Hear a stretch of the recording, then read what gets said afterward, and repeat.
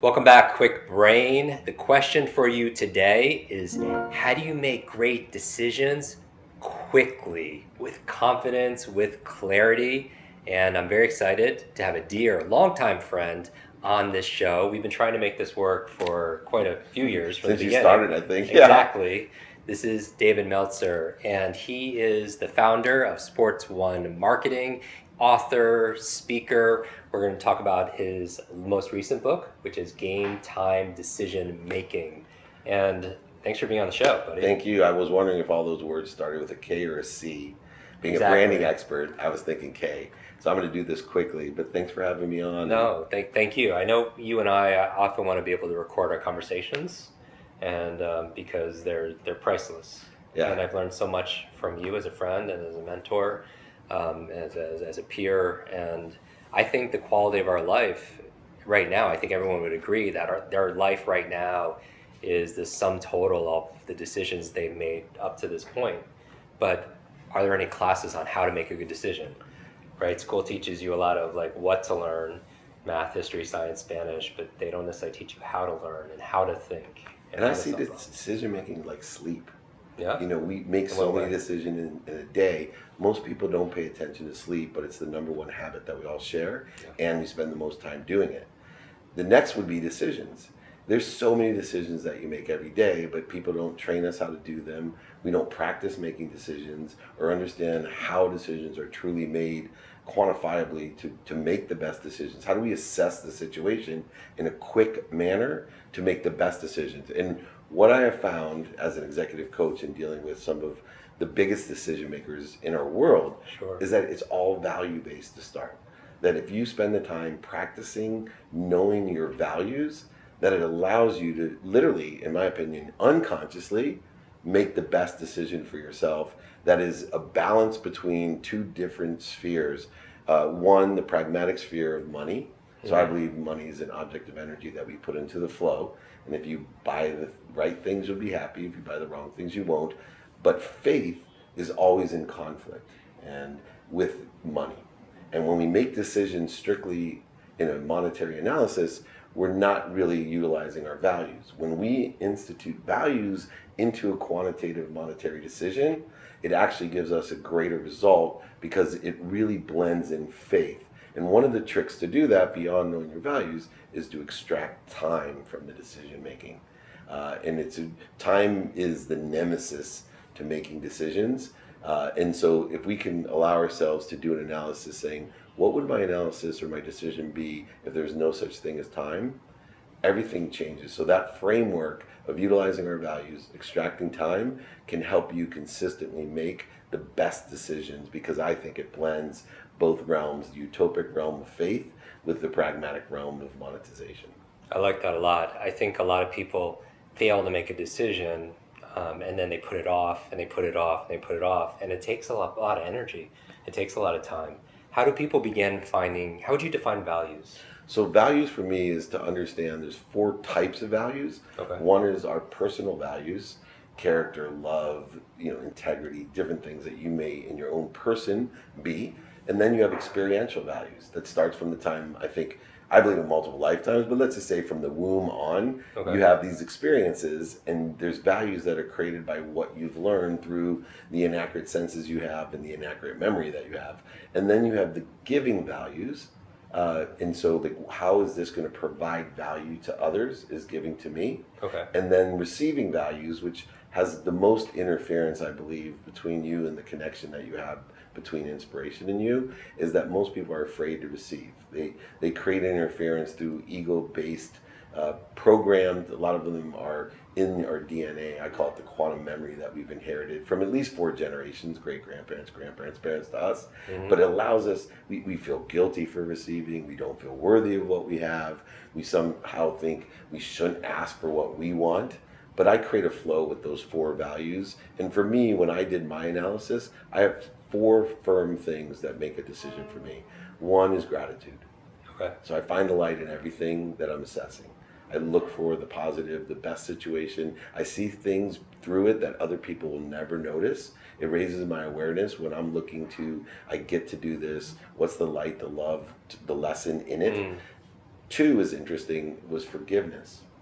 Really? Yeah, I think in order to make an appropriate decision, I have to forgive myself for the lessons I haven't learned. Forgiveness, self-forgiveness. Self-forgiveness, because Okay. I can't give what I don't have. And I think once I've forgiven myself for the lessons that I haven't learned, it allows me to drop out of the ego-based consciousness and into a truth consciousness. It connects me to an actual emotion that tells me this is a good decision, regardless of whether I put my hand in the fire before and I haven't learned that lesson. The next then would be accountability. Okay. A lot of people, when they make decisions, they're already going to blame, shame, and justification. They're already creating void, shortages, and obstacles in their decision-making process. They're already thinking when they make the decision, what excuses could I have if this doesn't work out? Beforehand. Wow. And I believe that happens consciously, subconsciously, and unconsciously. And then the last one of values is inspiration. And I think this is the most misunderstood thing. I shifted the paradigm of my understanding when I make decisions that I used to think when I did it in monetary sense, will this inspire me? Making this decision, Right. will this motivate me or inspire me? What I learned was when I shift to, I'm always inspired. I'm connected to the greatest source of energy, power, and light at all times. In fact, I can prove it physically that my thumb has more kilowatts, can light up all of Manhattan here, but I'm not utilizing all that power because I'm creating a corrosion and interference between that source and me. And so if I'm going to make an inspired decision, I'm looking to see how can I lessen the interference between that which I'm connected to and me? How can I create less corrosion, which are all based off of conscious experiences that I have, about 10,000 new data points a day, thoughts, 40,000 of the same thoughts that exist in my subconscious that are really creating these neural pathways, which you know much more about. And then I believe that creates a frequency to my unconscious competency. So are you making decisions consciously, or are we talking about Combo. this is a combo of everything? Yeah, consciously, subconsciously, and unconsciously. So consciously, I'm making a decision based upon harnessing what I understand of my subconscious and understanding or having awareness of who I genetically and like literally mathematically am. I believe I have a quantum memory. And so the more that I become aware of my quantum memory, that my personality traits are indicative of, my characteristics are indicative of it, those values that I talked about are indicative of, the obsessions and addictions that I have are indicative of a programming that Interesting. now through my decision, I can activate through the epigenetic layer of my DNA, that I believe I can activate different personality traits to expand or accelerate a better decision. So how are you defining what's the difference between subconscious and unconscious then? So subconscious would be the 40,000 of the same thoughts that I'm having, mostly when I'm sleeping or daydreaming, but my brain has actually utilized those to create neural pathways, to create efficiencies or discipline. Right. So some things we just know how to do, and those exist in my own experiential values in my subconscious. The unconscious to me is more quantum. For me, it could be millions of lifetimes of information that is stored in a code, and that code can be accessed and changed and activated and deactivated. I probably know this much of what I'm talking about, just so you know, but I have a great sense in these defined terms, may be incorrect, but I have a great sense, and I coach this way. We were talking about how I can carry 50 executive clients at a time and have a wait list, is because I believe in coaching through that continuum, and the only proof that I have is that 100% of my clients, it works. Right. And it takes 10 minutes literally a day in order to effectuate practicing this. So what is that? Now, before I ask you about those 10 minutes look like, when you're talking about those values, and we're talking about things like gratitude and accountability and inspiration, are you recommending that the people who are listening and watching have prioritize those values, or are they individual towards you? Those are individual towards me. Okay. So, everything, we're all different. Yeah. And that's what makes us great. And so when we learn our values, though, people, and I see people with completely diverse values of mine, that can make very quick, good decision, because what makes a decision good or bad, right? That's a condition or judgment. Right. What makes it good or bad is aligned with your values. So the better that you know your values, then you're going to determine in your head, and others will too, a Yeah. portion of them, of the 4.2 billion people that have access to you, a portion will be like, good decision. Right. Every decision I make, I can find plenty of people that would tell me it's a bad decision. Why? Because my values are different than theirs. They're just decisions. Right. But if you're going to feel good about your decisions and get the results that you want, you have to know your values. And it would help also to know your partner's values, your significant other, your team's values, because it would explain a lot of their decisions. It's such a good thing to say because I do this with my business partners as well as my wife, and I've been happily married 23 years. She's only been happily married 12, the last 12, because I was not the guy that I am today. But what's interesting is I learned to go literally quarterly with my wife, and we spend an hour apart writing down our values for the next quarter and what we'd like to do according decisions we'd like to make, and then we get together, right? We don't talk to each other, Yeah. and we see which ones are the exact same and where our values are not aligned, and then we discuss compromise or submission or some other things that may be beneficial. And I really believe that as parents sharing those values, we don't have the normal circumstances. You have 3 teenage daughters. You can imagine the conflict that causes between parents that values aren't the same. Right. And we send different messages that are not healthy to program our children to be happy and healthy as well. And so we really, and I do that with my business partners as well, the learning curve that you get from that short hour separate and then the short hour together is extraordinary because once again, now we're making decisions on the same page. And the only way to do that is the conditions and judgments of the values have to be the same. Because you could do it with confidence because you have clarity. And it requires less energy, it requires less time. Like I know, like literally what happened was you texted me and said you were in town and to be able to get together finally to make this happen. And I was just like, text you right back. I'm like, great, let's do it. And again, I had to put no energy, no time into it. My values, when I think about my values, and we could go through how you could elicit their own values, people who are listening, are things like love, growth, contribution, adventure. And for me, it was an easy decision, no time or energy required or minimal, because love, friendship, relationship, growth. I know that I'm going to grow. That's what we share for this one. We're like, oh my God, 20 minutes of growth. Exactly. and also the contribution that it's going to have to the world who's listening to this.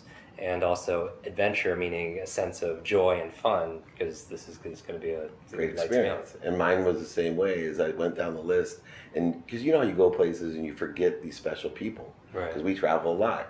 And I've been really more cognitive of the fact of I'm making lists so that when I go to each city, that I'm literally prioritizing through my values who I reach out to figure out the limited time that I give and have to share these experiences that just accelerate and grow what we're trying to do. And to the point we could feel fulfilled and happy is to the point where we're aligned with those kind of values, because we demonstrate our values to other people based on where we invest our time and attention. It's hard to tell somebody this is something valuable to me and you're not putting any effort or energy into it. Absolutely, and you see that through sports or art or music. If we all had the same value, we would all like the same things. Right? Even in politics and in education, it's all value based. But I'm, out here trying to make people happy. Right? My main mission in life is to impact 1,000 people like you that I know can impact another 1,000 to impact another 1,000 to be happy. That's over 1 billion people in my lifetime to be happy. But in order to do that, the real message is let's explore and practice our values. Let's really know. And I've seen the evolution of my marriage because that's the longest, most intimate relationship that I've had. And I love the fact that, I can tell my wife, I'm not going to give that any energy or, everything will come at the right way at the perfect time. Where years ago, if I told somebody that, they were like, what are you talking about? You're going to rely completely, our whole economic future on the fact that everything's going to happen at the right way at the perfect time, or you're not going to give it energy. Imagine getting a tax audit and saying, I'm not giving it any energy. Without having your values aligned of what that means, your marriage is probably over. Sure. That makes sense. So the key then to make better, quicker decisions is to be clear on our values. How does somebody who's listening, and we're in New York City, so the key then to make really good decisions quickly is to be clear about your values. How does somebody find out what their values are? Right, so we have to practice, and I believe in daily practice. 2 minutes of meditation is worth more than 2 hours. A day is worth more than 2 hours on a Saturday. So I've created a system, number one, to feel okay about lowering the bar. Okay. So if we're going to do and practice something every day, you have to be comfortable that I've lowered the bar, that I'm a bite-sized person, and because those bikes become chunks, become glaciers if we do things in that progression and trust it. So what I do is allow people to give a minimum amount of time every day to do a value assessment of the decisions or the activity or actions that they've taken. And it could be as little as a minute a day to do that. And I'll even start with an exercise. If someone's not sure, I start with gratitude, because most people, I feel that's the most powerful value you can have. It's basically saying everything in your life is good. Right. By being grateful. So if someone says, where do I start? I'd say 0.1 seconds a day, say thank you before you go to bed and thank you when you wake up, and your life will start changing. You'll start the action of creating a value-based decision making, because you'll start just making decisions out of gratitude instead of fear. Right. And I want to say one thing about fear that I've learned through this process. People think they're motivated by fear. You are not motivated by fear. It's the biggest soul-sucking, energy-sucking thing out there. What it does is focus you. So if you can be aware that fear will focus me, and focus allows you to get outcomes that you want, being focused, because you're doing stuff every day when you're focused, and that continuum goes from your conscious to subconscious to unconscious, but it's going to suck your energy. So I look to fear as just focus, and I look for another by exploring gratitude and forgiveness, or whatever my values are. Every day you can start with 0.1 seconds a day and start there, but you're going to start building the habit and start thinking about your values. And it'll be really interesting. Like every day it still kicks me in the face, especially in New York. I will walk by someone on the street and pass them up because I'm in a hurry, and I want to help them. But once I give them money, it leaves my hands. I don't care what the money is used for. Right. It will pull me back to them now because my values are so strong. But in the past, when I was practicing learning what my values were, I would start analyzing, why do I feel guilty walking by that person? I started asking questions. This is the practice of value and decision making, and the combination of the two. So what would be one of those questions to help people to hone in on their values? Yeah, so why do I feel this way is the main question. Why do I feel this way? Why do I feel this way? Not why did I do it? Why do I feel this way about blank? And so if you start practicing that question, you're going to really hone into what your values are, and you're going to start trusting those values, faith, and saying, no, I live by gratitude. I live by accountability, and I'm going to stop and hand $1 to that person, or $100, doesn't matter. And even if I give $1 and say to myself, why do I feel bad? I should give them more. Then I got to ask myself, why do I feel bad about helping someone I don't know? And explore that. This is how we learn our values, and you'll start learning about your own continuum of how you can be happy, because it's truly just, happiness is a perception, and unfortunately a lot of people have the wrong perceptions. Suicide, anxiety, fear, these are overwhelmingly growing, not shrinking. I look at college graduates. When I graduated college, 10% of graduates were anxious, fearful, or depressed, or suicidal. 10%. Today, 90%. Wow. This is a perception. Yeah, there's a lot of people have that uncertainty. And so when you're asking these questions could be also what's most important to you? Good question. So part of this practice is do it now. Do it now. Do it now. This is a quick KWIK, quick way to do it. Do it now. Number one, it started with time. When I realized these woo-woo people that we hang out at the Transformational Leadership Council talk about being present, right. It frustrated me because I really didn't understand what they meant. I'm like, I'm here. But what it means to me is do things now. Meaning, if you can do something now, do it. Because you'll save at least half as much time. If you can't do it now, then put it into a repository, a list, a folder, whatever you want to do. And that allows me to prioritize by importance what to do next. When I'm evaluating what's important, I'm exploring my values, right? E value, energy value, emotional value. That's evaluation for me. Now, here's the Oh, wow. interesting thing. Time again, right? The framework, take time out of it. I don't do what's urgent. I do what's important first. And this is, I think, Roosevelt came up with years ago. You delegate, if something's just urgent, delegate somebody to do it. I prioritize by what's important. And the more that I know my values, the either it is to evaluate, it also makes it easier to do things now, Yeah. which saves me more time and makes me more statistically successful at what I'm doing. And by doing those important things, you have less buildup of urgency. So some people are neglecting what's important, and like their health or the relationship, and then all of a sudden it becomes urgent out of. Here's what it stemmed from my values. Really simply, I started creating time into what I was doing. I always put my family first, then my business, then my health. Mhm. And through this analysis, my own practice, I completely turned it upside down. And my wife is the one that was catalytic to it. She said, we lost a lot of money. I went bankrupt in 2008. And when I made it back, I said, honey, what can I do for you? You saved my life. I couldn't do this without you. What do you want? She said, I want you to take care of yourself. I get choked up. Yeah. I'm like, what do you mean? She goes, well, if you take care of yourself, I know you'll take care of others. And I was getting heavy, right? I wasn't eating right. Business was going great. Yeah. Family was amazing. Everybody's happy and healthy except for Dave. So I said to myself, from today on, I'm going to spend a minimum of 1 hour a day on my health. Because I can't give what I don't have. And if I'm not here, all those other things are going to fail. And so I literally completely transformed myself through that value. The interesting one that I did that changed all my relationships, family. I give a minimum of 30 minutes a day to my wife, no matter where I am. Not all together. 30 minutes to my 9-year-old son. 2 minutes to my teenage daughters, minimum a day. I wanted 5, they gave me 2. And my mom 1 minute. And here's what's interesting about values. When I said I'm going to spend 1 minute with my mom, I felt bad. And I said, why do I feel bad? And then I said, what does my mom really want from me? I said, well, I'm a parent. There's 4 things that I want from my kids. 1, I want to know they love me. 2, I want to know they appreciate me. 3, I want them to be happy. And 4, healthy. So at a minimum of 1 minute a day, if I could share that with my mom, right, which I do every single day, text her, email her, and call her. One of those, and I just say, Mom, I just want to tell you thank you because I'm so happy, so healthy, and I appreciate you, and I love you, and it's changed my whole relationship for 1 minute a day. And those little moments, little by little, a little becomes a lot. Exactly. And you start understanding your values, what it really means when you say, I value my family. It also works the other way. I've been able to fire friends.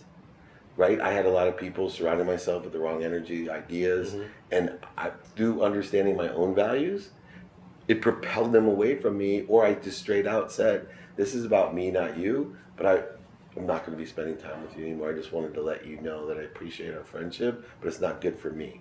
And that's part of it, making a decision. When you say yes to somebody, making sure you're not saying no to yourself. Like, part of making good decisions is making boundaries around our time, our energy, our emotions. Yeah, saying no. I gave some money to a homeless guy today, and it was like $5, and he saw what I was holding. He goes, give me that 20. And I literally said no, right? Because it's not within my values. Right. I'm like, you said you needed something to eat. There's plenty of places to eat for this, and I want to save enough to give to other people as well. Yeah. And that's truly drives me. This book, Game Time Decision Making, which I utilize a pre-game analysis to tell you what I'm going to teach you, the great lessons of decisions.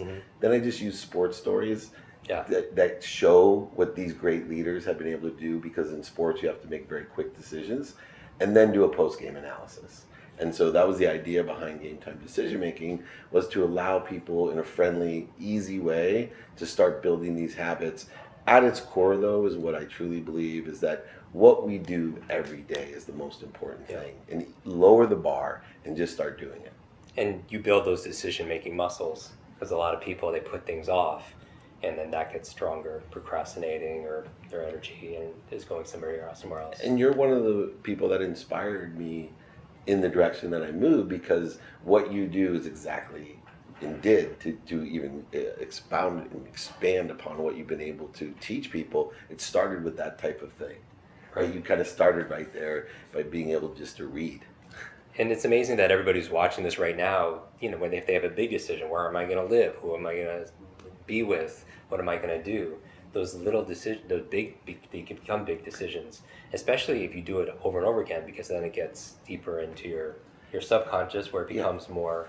And you said an interesting thing because of big decisions. What I find is that the bigger the decision, the more people don't vote for what they want.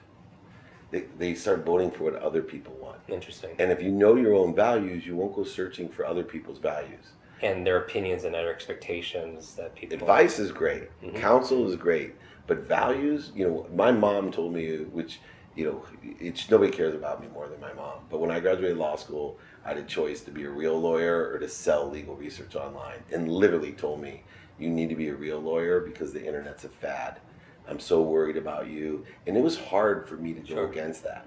But voting for myself, now, back then I didn't have the practice of values, but I just had some inclination and trusted my faith that I was making. And then I hedged it by saying I could always, I took the bar instead, I could always go back to the law. Yeah. So there's reality of a negotiation that occurred. That's the blending of the monetization. That's a good example of me blending money decision with faith.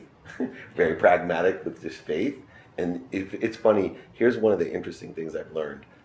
Every time I make a decision on just faith, it turns out better. But I'm still too afraid. I have to illuminate to everyone. Being someone who practices this all the time, I love the fact when I'm like, nope, I'm just too afraid to make this on faith. I'm going to make it, this is a money decision, and it may be scarce. It may not be aligned completely with the values that I have. And even though I know in my heart that the faith-based decision, I still live in the man-made construct of time, and I won't allow time to be extracted. I want it now, or the college. There's all these little things that you think of that aren't faith-based, and that's for me, the fun part of the journey that allows me to enjoy the consistent, everyday, persistent pursuit of my potential. But it's still just a pursuit, and I have learned to love my imperfections in that journey. Well, that's amazing. What would your challenge or advice be to everybody? Final words. Final words is really easy, but my challenge would be to say thank you for 30 straight days before you go to bed and when you wake up. And my advice is really simple. Be kind to your future self and do good deeds. If there's any question of where to start, just ask yourself, what would a kind person do? And what's the good deed to be done? I love that. I love that. I value your time and your talent. It's amazing. How can people find out more besides? Yeah, my name is the best way. So David Meltzer, I'm at David Meltzer on YouTube and LinkedIn. My website is my first initial last name, dmeltzer.com. Amazing. I recommend everybody takes a quick screenshot of this episode or of this video and tag Dave, tag myself in it, and share your big aha. What was one thing you got out of this conversation that you that touched you in a certain way, that you maybe feel inspired to be able to share with other people? Because when you share it, you get to learn it. You get to learn it twice. So tag us both in. As always, I'll repost some of my favorites. And Dave, you're amazing. Thanks, buddy. Thank you. Hi, Quick Brain. It's your brain coach. I want to thank you so much for watching this video. 3 things to do. Number 1, make sure you share this, because when you teach something, you get to learn it twice. Update your learning so you can update other people's learning as well. Number 2, make sure you subscribe to this channel so you don't miss a thing, because if you miss a video, you miss a lot. And finally, make sure you hit that bell so you're notified and you find out when we put out the latest and the greatest. One extra thing, if you want really close attention, then text me. Here is my phone number, 310-299-9362. Did you remember that number? 310-299-9362. Shoot me a text and we'll stay in touch. Ask me your burning question. And I wish your days be full of lots of life, lots of love, lots of laughter, and always lots of learning. I'll see you in our next video.